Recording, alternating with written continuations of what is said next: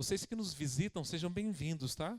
Nós estamos em uma série de mensagens com o nome Deus e o seu povo. E o propósito dessa série de mensagens é expor de maneira panorâmica um livro do Antigo Testamento de modo completo. E o livro que nós estaremos pregando nesta manhã será o livro de Neemias. No domingo passado, eu fiz a exposição completa do livro de Esdras.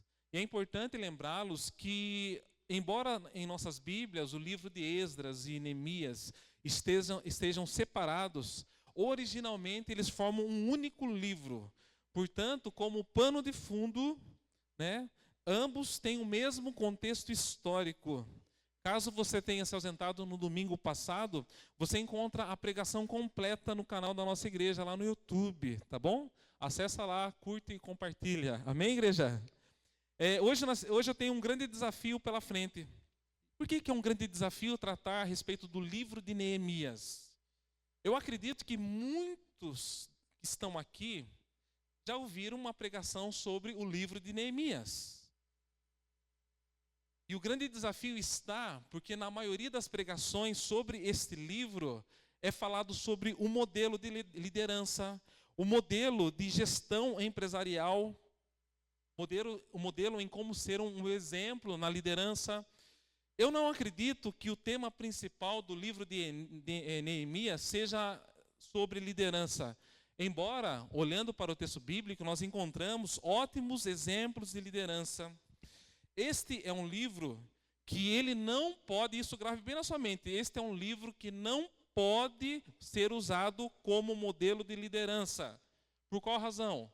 Porque o fim dele não termina com sucesso. Acredito que o mais importante deste livro, o mais lindo do livro de Neemias, é ver a fidelidade de Deus em suas promessas, é contemplar o amor e o cuidado de Deus para com seu povo, é ver a soberania de Deus na história, usando homens falhos para concretizar a sua redenção. Que o Espírito Santo do Senhor nos ilumine nesta manhã. Antes de adentrar ao livro de Neemias, eu estarei fazendo um rápido resumo do contexto, para que os irmãos se localizem. Durante muitos anos, Deus levantou profetas para alertar e denunciar os pecados do seu povo. De modo constante, eles foram chamados ao arrependimento. E a mensagem central por parte de Deus era: se arrependam dos seus pecados. Caso contrário, vocês não permanecem na terra. Agora, se vocês continuarem de maneira obstinada no pecado, vocês serão levados como prisioneiros para o exílio, para uma terra estranha. E o contexto, a história nos fala que o povo tapou os ouvidos à palavra de Deus. Eles permaneceram nas suas práticas pecaminosas.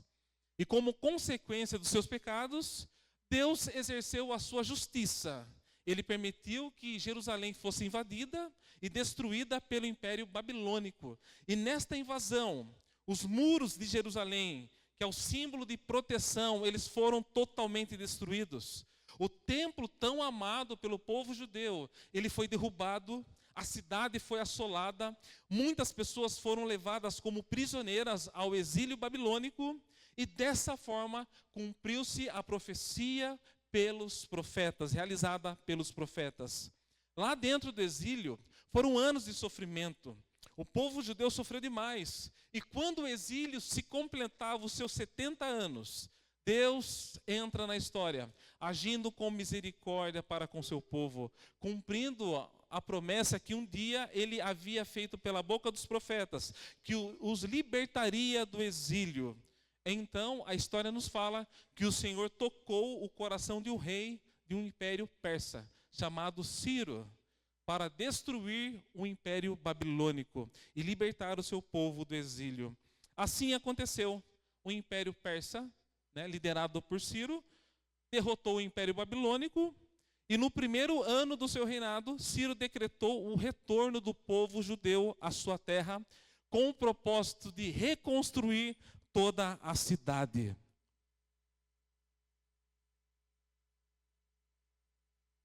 Após o decreto de Ciro, nós vemos 3 retornos.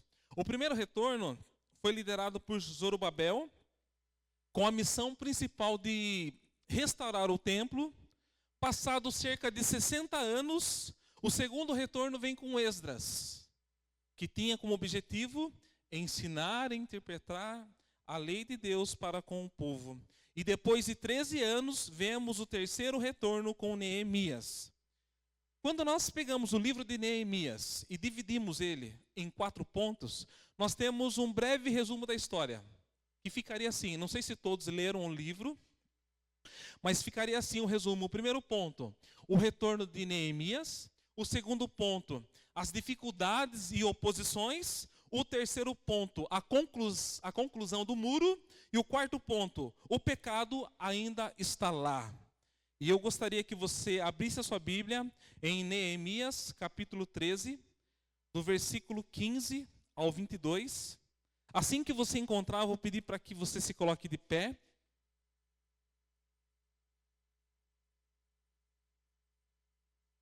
Neemias, capítulo 13, versículo 15 ao 22.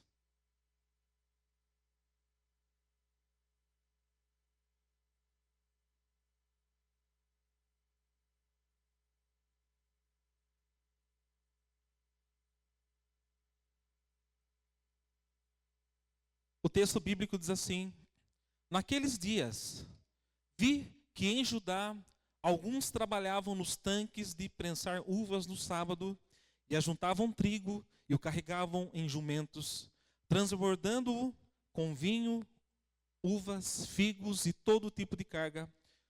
Tudo isso era trazido para Jerusalém em pleno sábado. Então os adverti que não vendessem alimento nesse dia. Havia alguns da cidade de Tiro que moravam em Jerusalém e que no sábado traziam e vendiam peixes de toda espécie de mercadoria em Jerusalém para o povo de Judá. Diante disso, repreendi os nobres de Judá e lhes disse: como é que vocês podem fazer tão grande mal, profanando o dia de sábado? Por acaso os seus antepassados não fizeram o mesmo, levando o nosso Deus a trazer toda essa desgraça sobre nós e sobre esta cidade? Pois agora, profanando o sábado, vocês provocam maior ira contra Israel. Quando as sombras da tarde cobriram as portas de Jerusalém na véspera do sábado, ordenei que estas fossem fechadas e só fossem abertas depois que o sábado tivesse terminado. Coloquei alguns de meus homens de confiança junto às portas, para que nenhum carregamento pudesse ser introduzido no dia de sábado. 1 ou 2 vezes os comerciantes e vendedores de todo tipo de mercadoria passaram a noite do lado de fora de Jerusalém. Mas eu os adverti, dizendo: por que vocês passam a noite junto ao muro?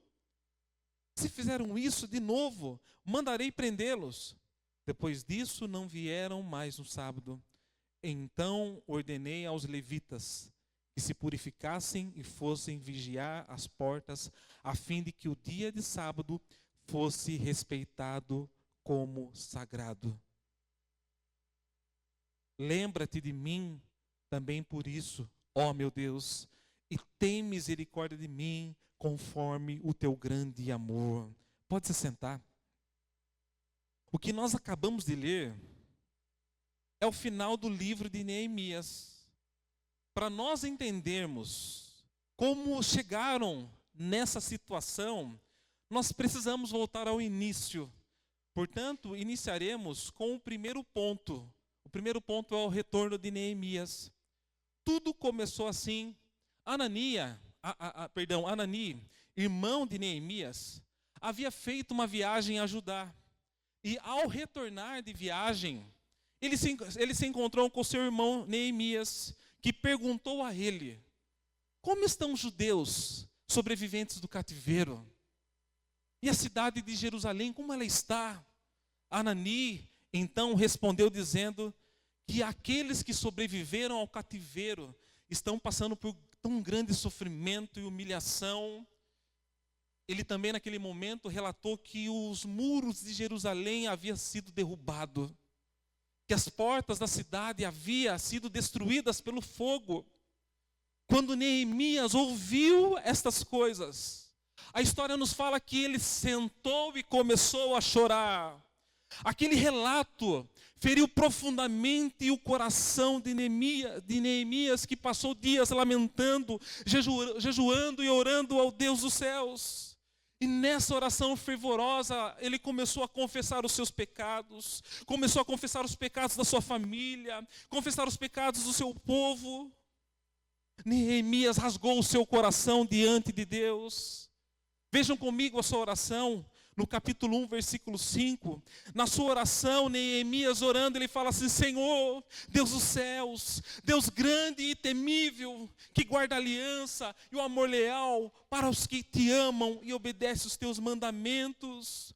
Nesse versículo 5, irmãos, Neemias aqui, ele está apelando para o caráter de Deus, para aquilo que Deus é. Ele começa a sua oração construindo a sua oração em cima de quem Deus é e daquilo que Deus havia prometido. E assim ele prossegue a sua oração no versículo 6, e aí parte B, e ele começa a declarar: confesso os pecados que nós, os israelitas, temos cometidos contra ti. Sim, o meu povo, nós temos pecado. No versículo 7, agimos de forma totalmente corrupta e vergonhosa contra ti. Não temos obedecido aos mandamentos, aos estatutos e às ordenanças que deste a Moisés, o teu servo. Aqui, irmãos, nós vemos no início da história uma oração sincera de alguém que ouviu um relato que destruiu ele por dentro. E ali ele, de joelhos ao chão, confessando os seus pecados, nós vemos uma oração sincera, um profundo pedido de perdão. É interessante nessa oração, irmãos, que ele não se poupa, mas ele se inclui. A sua oração, ela não é superficial, mas ela dá nome aos seus pecados. Seguindo a oração no versículo 8, ele fala assim, dizendo a Deus: lembra-te agora do que o Senhor falou a Moisés, o teu servo. Se vocês forem fiéis, eu os espalharei entre as nações.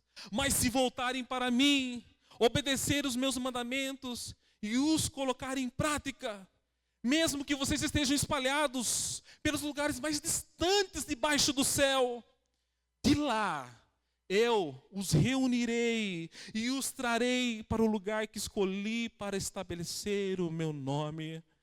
Nós notamos um apelo à promessa de Deus.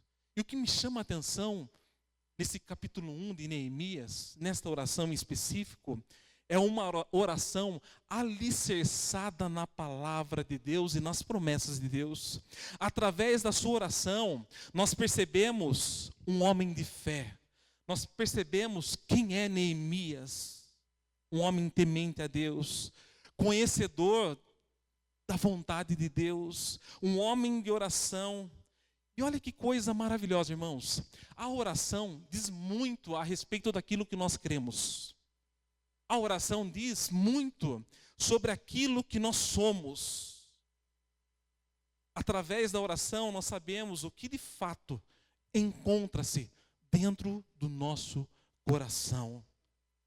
Muitas das vezes nós, desesperados, iniciamos a nossa oração diferente da oração proposta por Jesus Cristo, e ensina os discípulos falando: Pai nosso que estás nos céus, santificado seja o vosso nome.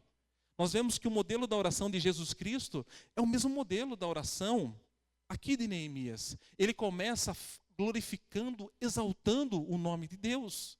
E muitas das vezes a nossa oração, tomada pelo desespero, é uma oração que literalmente é uma barganha. E isso revela aquilo que de fato nós cremos a respeito de Deus. O que de fato nos motiva a orar. O que de fato está lá dentro do nosso coração. Muitas das vezes a nossa oração comunica que Deus é apenas um meio para se conquistar um algo e não tudo na nossa vida. E o que me chama a atenção na oração de Neemias é de alguém que conhece o Deus que ele serve. Muitas das vezes nós não oramos a palavra, porque nós não conhecemos a palavra. E aqui está muito claro de alguém que domina a palavra, porque ele apela para a promessa. Oh Deus, um dia o Senhor falou para Moisés que se nós pecássemos, o Senhor espalharia. E isso aconteceu. Mas a tua palavra fala que se a gente se arrepender, vai ser o Senhor mesmo que vai reunir novamente. Nós vemos uma oração maravilhosa, que a gente possa aprender com essa oração. E aqui nós vemos que com o coração arrasado, Neemias seguiu com as suas responsabilidades, pois ele trabalhava como cada um aqui trabalha. Ele trabalhava no palácio como copeiro do rei. E certo dia ele foi servir ao rei Artaxerxes. E o rei olhou para o seu rosto e viu que o seu semblante estava triste. Pois todas as vezes que Neemias servia o rei, ele estava sempre alegre. E de repente, certo dia, ele estava com um semblante triste. O rei, olhando para o seu rosto, perguntou: por que você está triste? E Neemias então respondeu ao rei: como eu não estaria triste? A cidade que os meus pais foram sepultados, a cidade que eu amo, está totalmente destruída. E as suas portas estão consumidas pelo fogo. E diante da resposta de Neemias, o rei disse a ele: o que queres que eu faça? Naquele momento, Neemias, ele orou de maneira rápida. Sabe aquela oração que é imediata? Deus me ajuda, Deus me dá uma direção. E o texto bíblico fala que o rei, e ele respondeu ao rei: ó rei, se for do seu agrado, eu peço que você me envie ajudar, para que eu vá lá e reconstrua. O rei estava sentado no trono, e eu fico imaginando a cena. Ele estava sentado no trono, e ao seu lado estava a rainha. E ali ele olhou para a rainha, pensou e perguntou a Neemias: quanto tempo duraria a sua ausência? Neemias deu um certo prazo que nós não sabemos, mas aproveitando, Neemias fez um pedido ao rei Artaxerxes. E ele pediu cartas, permissão para entrar e reconstruir, permissão para pegar vigas, madeiras para a reconstrução dos muros, para construir uma casa para que ele ficasse. E assim o rei atendeu o seu pedido.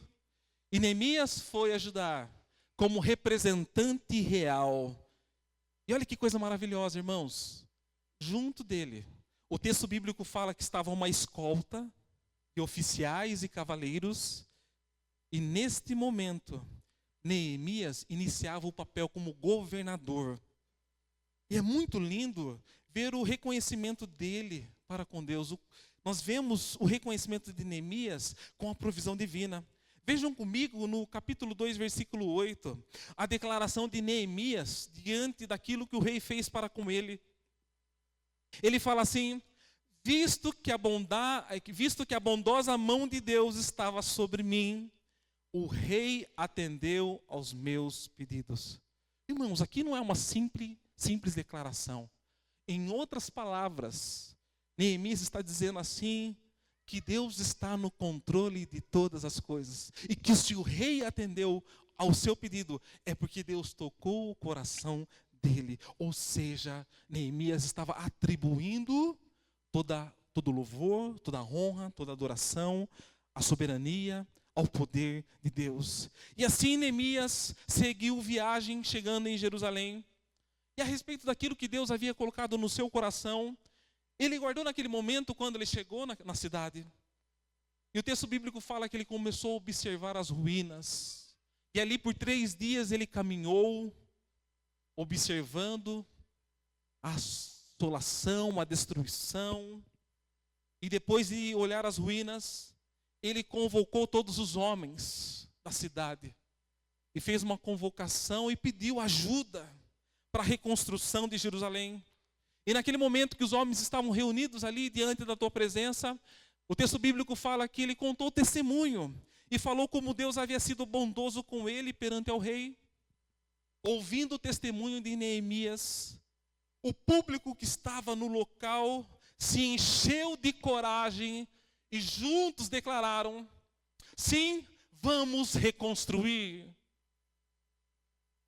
E agora nós vamos para o segundo ponto: as dificuldades e oposições. Nem tudo é um mar de rosas, tem espinhos. Os povos vizinhos ficaram sabendo do início da obra. Imaginem comigo, Neemias chegando à cidade com oficiais, com cavaleiros, chamando a atenção. E ali, os vizinhos ficaram sabendo do início da obra. E 3 personagens surgem na história: Sambalate, Tobias e Gesem.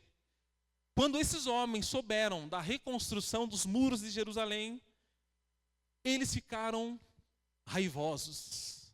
E o texto bíblico fala que eles zombaram, eles os desprezaram. Chegaram até a declarar: vocês vão reconstruir mesmo? Vocês estão indo contra a vontade do rei, tentando intimidá-los, tentando desanimá-los. A notícia os deixou furiosos. E por essa razão esses homens planejaram atacar a Jerusalém e causar confusão. Diante da oposição naquele momento realizada por Sambalate e Tobias, o texto bíblico diz que diante desta oposição, a resposta à oposição de Neemias foi a oração. Capítulo 4, versículo 4. Naquele momento, Neemias levantou a sua voz aos céus e orou: ouve-nos, ó Deus, pois estamos sendo desprezados. Faz cair sobre eles a zombaria, e sejam levados prisioneiros como despojo para outra terra. Versículo 5, não perdoe os seus pecados e nem apagues as suas maldades, pois provocaram a tua ira diante dos construtores. Irmãos, aqui está um ponto muito interessante e muito importante para nós aprendermos. Esta oração, prestem bem atenção, esta oração, para o contexto de Neemias, para o seu tempo, está correta. À luz da revelação disponível em seu tempo, a resposta de Neemias foi uma resposta de fé. Aqui ele está levando a Deus a sua indignação. Esta oração de Neemias está alinhado com os salmos que nós conhecemos como salmos imprecatórios. Entretanto, o posicionamento de Neemias em oração, em específico o conteúdo da sua oração, não é válido para nós. Não é válido para nós cristãos. De repente você olhando para essa oração, mas é bíblico. Vai desejar vingança, o mal, não é esse o caminho. E por qual razão não tem validade para nós cristãos? Nós temos a revelação completa. Nós temos uma revelação superior, que é Jesus Cristo, que nos leva a um padrão mais elevado. Os padrões atuais da graça são o perdão, a oração por aqueles que nos perseguem. Amém, irmãos? Quando nós pegamos o trecho desta oração e excluímos o contexto, não só o contexto da passagem, mas o contexto amplo das Escrituras, nós caminhamos para erros, para equívocos. Então, portanto, muito cuidado. Voltando à história, diante de uma ameaça real, nós vemos Neemias orando. E não apenas orando, nós vemos um posicionamento. E o que ele faz? Ele convoca alguns homens do povo para a segurança da construção. Neemias dizia assim para eles: não tenham medo, lembre-se, Deus é grande e temível. Lutem pela família de vocês. Quando os inimigos souberam que eles sabiam do plano, quando eles souberam que Deus havia frustrado os seus planos, naquele momento eles desistiram. E a partir desse momento, Neemias avançou com a reconstrução dos muros, organizando toda a população, distribuindo os trabalhos. Logo retomaram a reconstrução dos muros. Enquanto a metade dos homens trabalhavam, outra metade faziam a segurança. E na distribuição do serviço, como acontece nos dias atuais, o texto bíblico fala que havia um grupo que não queria trabalhar. Então nós vemos que não é um problema atual, mas um problema que vem de muito antes, né? Sempre tem aqueles que querem, têm disposição, mas tem aqueles que falam assim: eu não vou fazer nada. Portanto, nós vemos o quê? várias dificuldades surgindo. Entre elas, o governo persa cobrava impostos pesados ao povo. Entretanto, um dos problemas mais graves daquele contexto era a escassez. Muita gente havia voltado do exílio babilônico para Jerusalém e a produção de mantimentos não era suficiente. A escassez em geral se agravava e o povo gemia. E para ajudar, tirando a escassez, os nobres, os oficiais, exploravam o seu próprio povo com práticas semelhantes à agiotagem moderna dos nossos tempos. A situação chegou em um nível insuportável, que o povo foi até Neemias e apresentou o problema. Vejam comigo no capítulo 5, do versículo 3 ao versículo 4. Olha o que o povo fala a Neemias.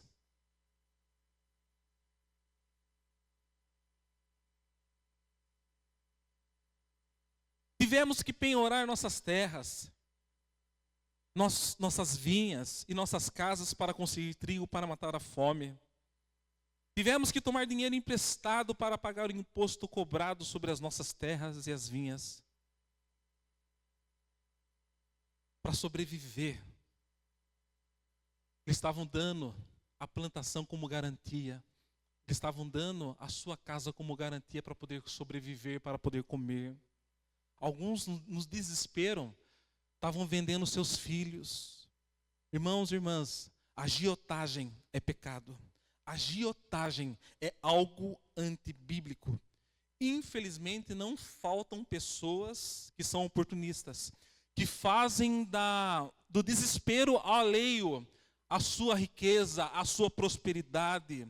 E como nós devemos agir, como devemos nos posicionar diante da agiotagem, agir como Neemias, combater a injustiça econômica e defender os vulneráveis, baseando-se na palavra do Senhor e no seu caráter. Acompanhem comigo o posicionamento de Neemias no capítulo 5, versículo 6. Quando ouvi a reclamação e essas acusações, fiquei furioso. Nós devemos ficar furiosos com o pecado. Somos uma geração apática. Somos uma geração anêmica espiritualmente. Somos preguiçosos e passivos diante da maldade.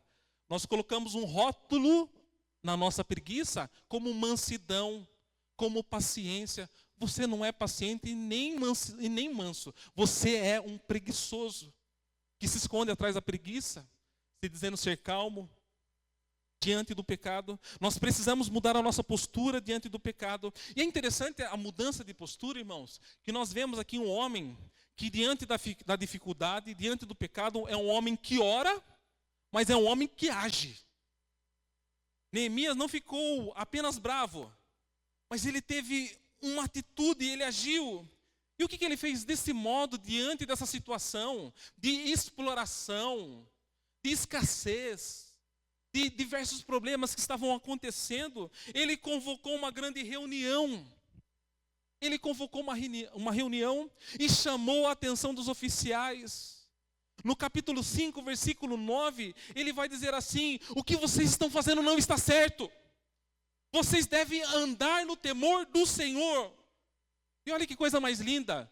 Vocês devem andar no temor do Senhor para evitar a zombaria dos outros povos, a zombaria dos outros povos, o nosso inimigo. Irmãos, isso é lindo, por quê? Porque nós vemos uma preocupação com o nome de Deus. E esta mesma exortação serve para nós. Nós precisamos viver o Evangelho para que Jesus Cristo não seja zombado pela boca dos ímpios por causa do nosso mau testemunho, por causa da nossa omissão, por causa da nossa anemia espiritual. Então Neemias ordenou que eles devolvessem tudo. Ele ordenou que restituíssem o povo. E biblicamente, irmãos, esta é a verdadeira restituição.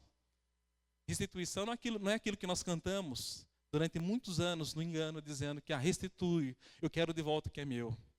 A restituição na vida de um cristão é a mesma restituição que nós vemos aqui e a restituição que aconteceu na vida de Zaqueu. Se você é um convertido, se você teve um verdadeiro encontro com Jesus, restitui aqueles a qual você feriu, aqueles a qual você roubou.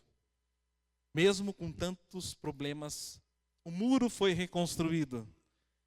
Para a conclusão, faltava apenas as portas de Jerusalém.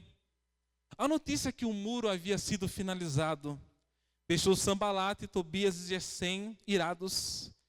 E eles não desistiram. Eles arquitetaram um outro plano contra Neemias. E para intimidar Neemias, eles, por várias vezes, enviaram cartas, chamando Neemias para bater um papo, para conversar. E na sua última carta, eles foram apelativos. Eles falavam assim: olha, Neemias, se você se rebelar contra o rei, você que nós ficamos sabendo que nomeou em Judá profetas, mas a sua intenção de nomear profetas é para você ser declarado rei. Vou dizer algo para você, Neemias. Nós vamos denunciar você ao rei. E tudo o que eles fizeram não funcionou. Neemias permaneceu firme. E assim eles concluíram a reconstrução do muro. O terceiro ponto, a conclusão do muro. Foram 52 dias de muito trabalho e os muros ficaram prontos e as portas foram finalizadas. Em seguida, Neemias fez uma lista daqueles que voltaram do exílio e assim os israelitas se instalaram em suas cidades, retornaram para Jerusalém. A reconstrução física havia sido concretizada, mas faltava algo.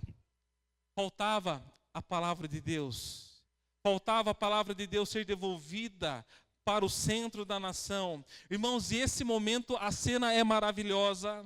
A palavra que um dia havia sido desprezada pelo povo. E por consequência desse desprezo à palavra de Deus, eles foram conduzidos ao exílio. Deus, após cumprir com a promessa de libertar os do exílio, eles voltam para Jerusalém e entendem que a palavra tem que ser o centro de Jerusalém. E assim a palavra é aclamada pelo povo. É o povo que se posiciona e clama por aquele momento e chama. E o texto bíblico, no capítulo 8, vai dizer que todo o povo juntou-se como um só homem na praça e pediram ao escriba Esdras: tragam o livro da lei. E assim, no primeiro dia do 7º mês, o sacerdote Esdras trouxe a lei diante da assembleia, que era constituída de homens e mulheres e de todos os que podiam entender. Ele leu em voz alta desde o raio da manhã até o meio-dia, de frente para a praça, em frente da porta das águas, na presença dos homens, mulheres e de outros que podiam entender.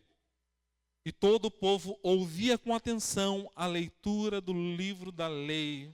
No versículo 5 vai dizer: Esdras abriu o livro diante de todo o povo, e este podia vê-lo, pois ele estava no lugar mais alto. E quando abriu o livro, o povo todo se levantou. Esdras louvou o Senhor, o grande Deus, e todo o povo ergueu as mãos e respondeu: Amém, Amém. Então eles adoraram o Senhor, prostrados, rosto em terra. Irmãos, aqui fala que Neemias leu em alta voz desde o raiar da manhã, ou seja, por volta das 6 horas da manhã, até o meio-dia.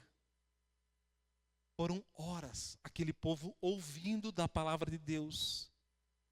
E ali, naquele momento, eles são conduzidos à adoração, levantam as mãos e declaram Amém, Amém. E ali eles adoravam ao Senhor e se prostravam com o rosto em terra. E logo após este ato, a história nos fala que as festas foram restabelecidas. Com a palavra lida, naquele momento, um grande movimento de confissão de pecados começou a acontecer naquele contexto. No capítulo 9, versículo 3, fala que estavam de pé. E durante 3 horas daquele dia, eles passaram 3 horas prostrados em adoração ao Senhor. É muito lindo olhar as declarações, as confissões. Dá a entender, quando a gente observa as confissões do povo, que eles entendiam da lei. Eu destaco uma das suas confissões. No capítulo 9, versículo 30, olha a confissão deles. Durante muitos anos, foste paciente com eles. Pelo teu espírito, por meio dos profetas, os advertiste. Contudo, não deram atenção, de modo que os entregasse nas mãos dos povos dessas terras. Com essa confissão, nós percebemos que eles tinham clareza, que eles tinham ido para o exílio por causa do pecado. Após a leitura da lei, eles são conduzidos à adoração, consequentemente são conduzidos ao arrependimento, e ali começam a confessar os seus pecados. E naquele momento, a história nos fala que eles assinam um pacto, se comprometendo de forma específica a não casar com estrangeiras, a não guardar a guardar o sábado, a trazer dízimos e ofertas para sustentar o templo. Irmãos, tudo parece lindo. E recapitulando com vocês, Neemias escuta o relato da cidade que ele tanto ama, e Deus, de maneira misericordiosa, toca o coração do rei, e após o relato de Neemias, autoriza, e ele vai para Jerusalém, e ali reconstrói os muros, reconstrói as portas.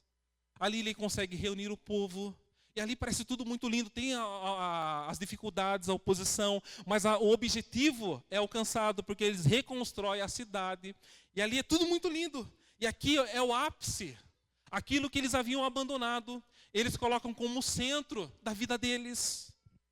Tudo parece estar dando certo. Parece uma transformação duradoura. Será que é uma transformação duradoura? Aí nós entramos para o quarto ponto. O pecado ainda está lá. Mesmo com o muro físico pronto, o muro espiritual estava cheio de brechas. Mesmo com um pacto assinado, o povo se comprometendo em guardar o sábado, em não casar com mulheres estrangeiras, nós vemos o povo novamente caindo nos mesmos pecados, profanando o sábado, casamentos pecaminosos. E o último capítulo de Neemias termina com o povo novamente mergulhado no pecado. Nesse contexto do último capítulo, Neemias havia voltado para o rei Artaxerxes, conforme ele havia prometido. E algum tempo depois, Neemias pediu novamente autorização ao rei para voltar, para ver como estavam as coisas. E quando Neemias voltou, ele se deparou com o pecado do povo. Vejam o versículo 13, capítulo 13, versículo 27.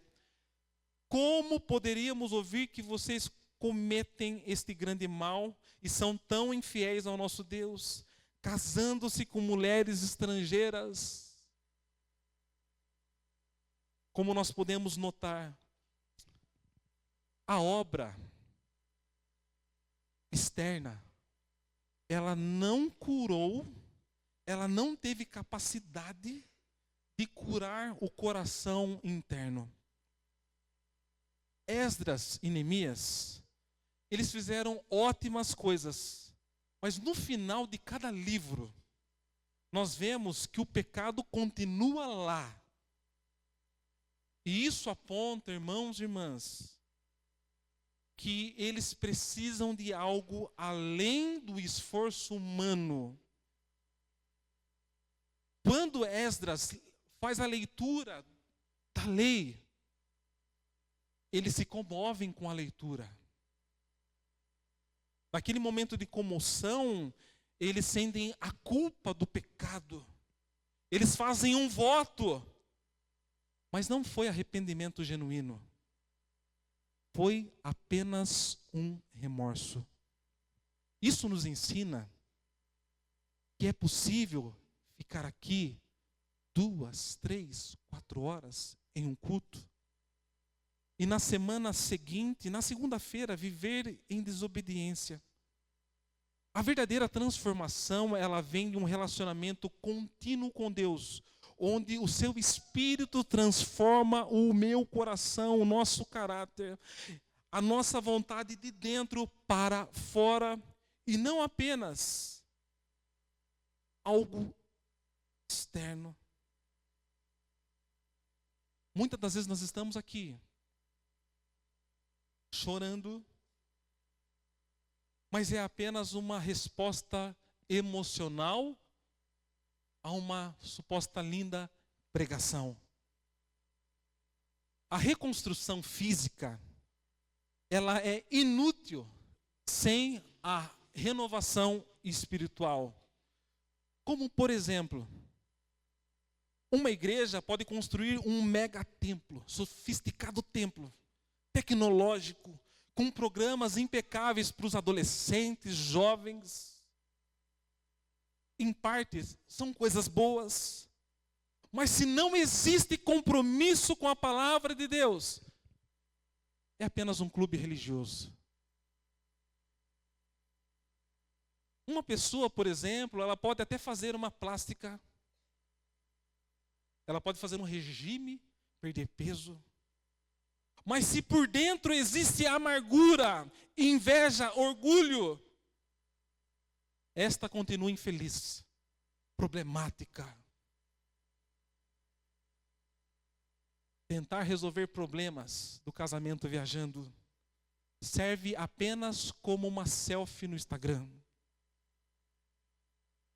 Se não existe transformação de coração para ambos, o casamento é só tristeza e caminhos largos para a separação. Quantas pessoas, agora olhando de maneira panorâmica para o livro de Neemias, estão vivendo um ciclo semelhante à história do povo do contexto de Neemias? Quantas pessoas, quantos irmãos e irmãs estão vivendo esse ciclo? Hoje fazem um pacto com Deus. Na segunda-feira, quebram esse pacto com Deus. Isso sinaliza a nós que nós precisamos de um novo coração. Isso sinaliza a nós que nós precisamos de um novo nascimento. Quando eles estavam no exílio, Deus havia levantado um profeta dentro do exílio, o profeta Ezequiel, para dizer algo tanto para eles como para nós. Que haveria a necessidade de ser removido esse coração de pedra e ser colocado um coração de carne.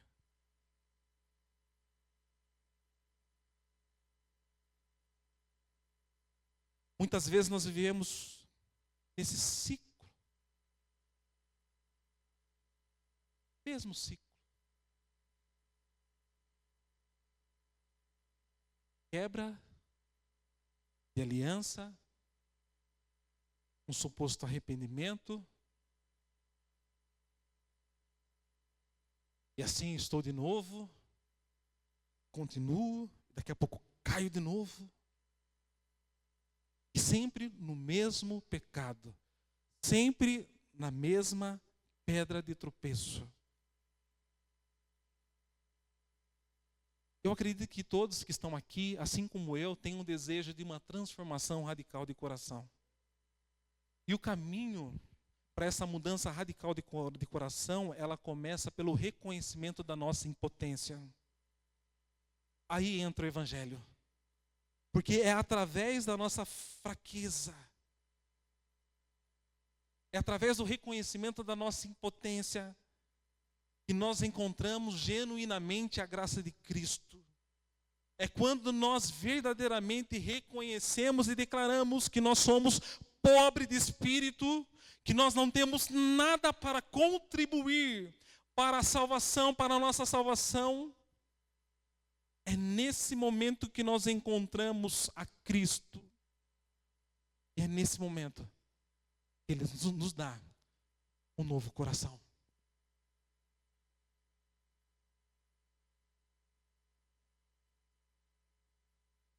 Eu acho muito interessante nós voltarmos um pouco para a história. Eu me lembro que é o mesmo contexto. Foi através do decreto de Ciro que se iniciou todo esse movimento de reconstrução com Zorobabel, com Esdras e com Neemias. E um ponto que me chama a atenção no decreto de Ciro é que é um decreto exclusivo para o povo judeu na reconstrução. É algo que Deus, através ali de um homem ímpio, estava comunicando assim: está na mão de vocês a reconstrução deste lugar. E quando nós pensamos nesta reconstrução, nós vemos que o ser humano, ele é muito habilidoso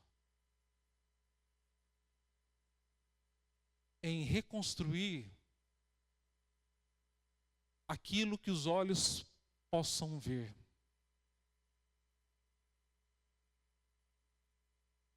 E o texto bíblico, ele nos aponta para algo que o ser humano não tem capacidade nenhuma. Enquanto nós perseverarmos em querer transformar o nosso coração com os nossos métodos, pelos nossos meios, pela nossa capacidade intelectual, nós vamos continuar vivendo este mesmo ciclo. Ciclo de queda. Ciclo de cair no mesmo pecado. Ciro decretou. E assim eles retornaram. Mas nós temos um Ciro que é perfeito, que é o nosso Jesus Cristo. E na cruz do Calvário, o seu decreto foi algo perfeito e foi algo eterno. E através do seu sacrifício na cruz, através do Espírito Santo do Senhor, Ele vem ao nosso encontro para transformar radicalmente, de uma vez por toda, o nosso coração. Que nessa manhã o Senhor tenha misericórdia de nós. Se você tem vivido esse ciclo, e é interessante que esse ciclo são de pessoas conhecedoras da lei, são de pessoas de um contexto que frequentavam o templo. Entretanto, era de um contexto em que pessoas viviam uma religiosidade vazia, sem de fato uma transformação de coração. Nós estamos diante do autor e consumador da nossa fé. E essa é a nossa esperança. A mesma esperança que pairava sobre a vida daquele povo paira sobre a nossa vida. A mesma profecia que um dia foi proferida para aquela nação é proferida para nós. E nós estamos diante daquele que pode sim fazer um transplante de coração nesta manhã e mudar a nossa vida radicalmente. Irmãos e irmãs, eu não conheço a sua vida. Eu não sei qual é a inclinação do seu coração. Talvez o pecado seja o mesmo que tem te acompanhado. Mas chegou o dia de romper com o pecado, para viver uma nova vida.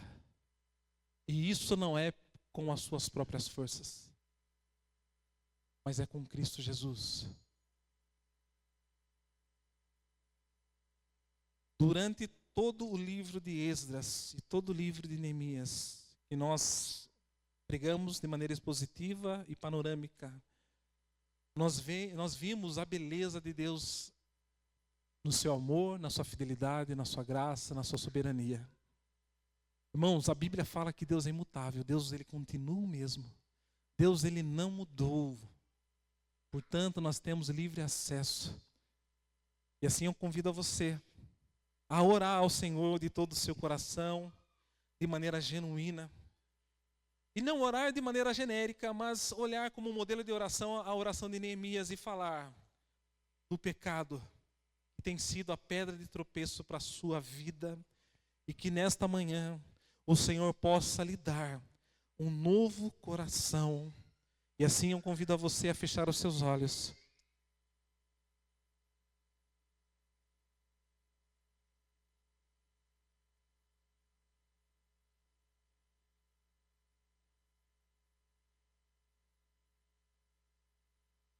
Ó Deus, nós te agradecemos pela tua palavra. Te agradecemos pelo teu amor.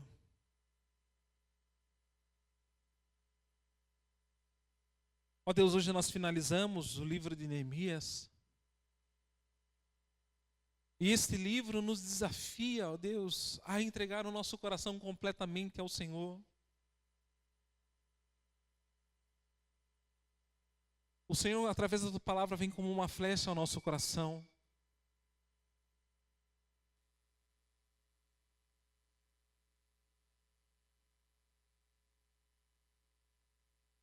Deus, sonda a cada coração que aqui está. Esquadrinha, Deus, a cada coração que aqui está. Ó Deus, o Senhor sabe qual é o ciclo que os meus amados irmãos têm vivido, têm enfrentado. Mas que nessa manhã eles encontrem a esperança em Ti de uma mudança radical. Ó Deus, que nesse momento, ó Deus, eles, ó Deus, experimentem um novo nascimento. Ó Deus, que Teu Espírito Santo nesse momento, ó Deus, transforme radicalmente os nossos corações. Ó Deus, que não seja remorso, mas que seja arrependimento. Ó Deus, que não seja um confessar, Deus, de coração vazio, mas que seja, Deus, de maneira genuína, Deus, uma confissão, ó Deus, um quebrantamento no nosso coração. Ó Deus, nós declaramos diante do Senhor a nossa impotência, Deus. Ó Deus, que nós não possamos ter um fim trágico como muitos daquele povo tiveram, em ter um fim nos seus pecados, mas que a Tua graça nos alcance, pois a Tua palavra fala que aonde abundou o pecado, superabundou a graça, e que nesta manhã o Senhor, ó Deus, conceda a nós da Tua graça, graça transformadora, para que Teu nome seja glorificado. Amém, amém, amém.